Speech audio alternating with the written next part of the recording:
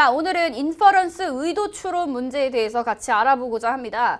물론 이제 정식적인 분류로는 커넥팅 컨텐츠, 즉 내용을 연관짓기라고도 하는데요. 저는 그냥 학생들이 좀 이해하기 쉽게 이 말 왜 했어? 그러니까 다시 말해서 의도 추론이라고 규정을 하거든요. 그래서 여러분 이 말 왜 했을까라고 물음을 당하신다면은 그것은 바로 오늘 우리 주제인 이 의도 추론에 해당하는 문제 유형이 되겠습니다. 자, 대표적으로 생긴 모양새는 이래요. Why does the professor mention something? Or why is something mentioned? 이런 식으로 이 얘기가 왜 언급이 됐습니까? 또는 교수님은 이 말을 왜 하셨습니까? 라고 규정을 지을 수가 있는데요. 여기에 있는 이 mention이라는 동사는 꼭 mention을 쓰는 게 아니고 explain이라든지 tell이라든지 state이라든지 discuss라든지 말 하나의 뜻이 그냥 되어 있으면은 거의 이 유형이라고 보시면 돼요. 여러분 그럼 이 말을 왜 했을까는 여러분이 사실을 묻는 물음을 당한다기보다는 이 말을 진짜 왜 했는지 그 이면에 있는 의도를 물음을 당하시는 거죠. 그래서 이거를 한국말로 한번 연습을 해보실 건데 자, 이게 리스닝 지문이라고 한번 상상을 해보시고 이게 보기라고 이제 가정을 하고 한번 한국말로 된 토플 유형을 가정한 문제를 한번 풀어보겠습니다. 자, 주제는 문어고요. 이 내용이 문어는 자신의 촉수를 스스로 분리시키고도 살아남을 수 있다. 촉수는 tentacle, 그러니까 이제 다리를 얘기하는 거죠. 그 다음에 예를 들자면 도마뱀이 꼬리를 자르고 도망가는 것과도 같다. 이런 식으로 지금 내용이 나와 있었어요. 그래서 문제가 교수님은 도마뱀을 왜 언급했습니까?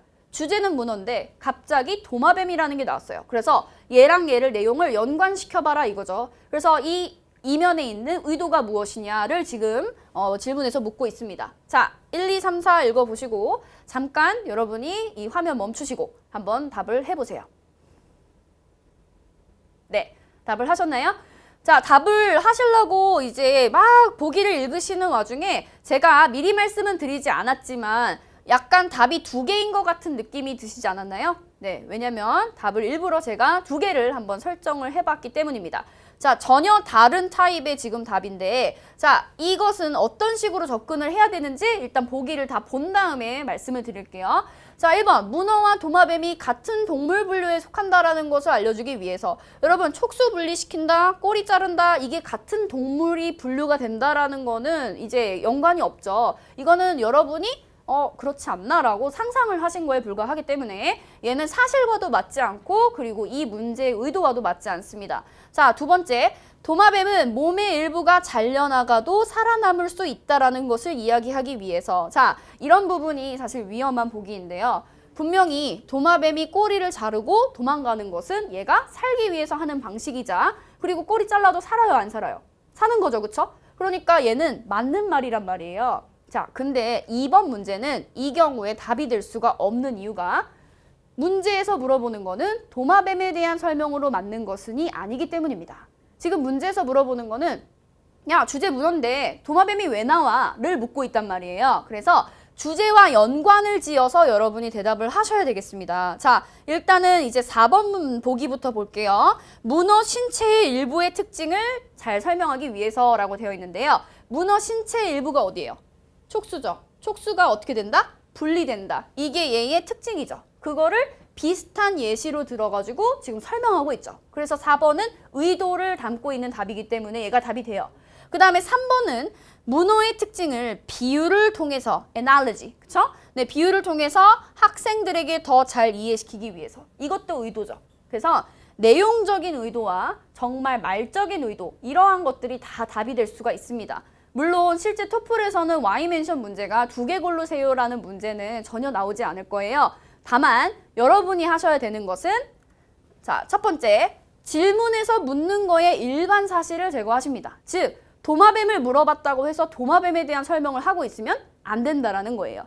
주제와 이 말과의 연관성을 생각하셔서 문제에 접근하셔야 됩니다. 자, 두 번째, 주제와 관련 없는 것 제거. 이거는 좀 뻔한 거니까 넘어가죠. 자, 이게 중요합니다. 자, 3번이 여러분 머릿속에 좀 세뇌됐으면 좋겠어요. 네, 각인이 됐으면 좋겠어요. 그 단어가 있던 문단의 주제를 생각하자.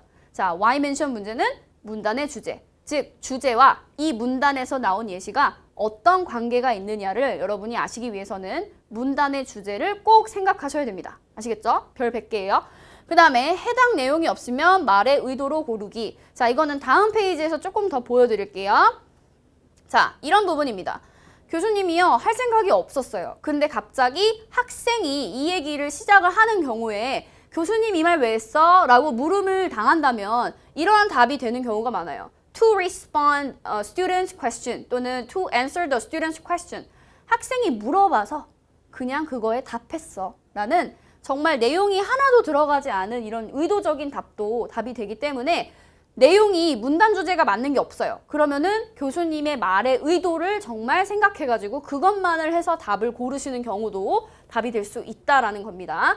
자, 그러면 여러분의 인퍼런스 의도 파악 문제의 스트래티지는 어떻게 됩니까? 자, 첫 번째, 각 문단별 주제 뭔지 정리하면서 듣기. 내용이 바뀌었다. 그러면 딴 내용이 시작된다는 얘기예요. 리스닝은 문단의 구분을 여러분이 파악하시면서 듣는 게 중요합니다. 그래서 문단의 주제 정리하기. 두 번째, 주제와 전혀 관련 없어 보이는 갑자기 내용을 예시로 들 경우에는 꼭 노트 테이킹 해놓기. 예시는 노트 테이킹 한다. 이거를 꼭 지켜주시기 바랍니다. 자, 오늘은 여기까지 하겠습니다.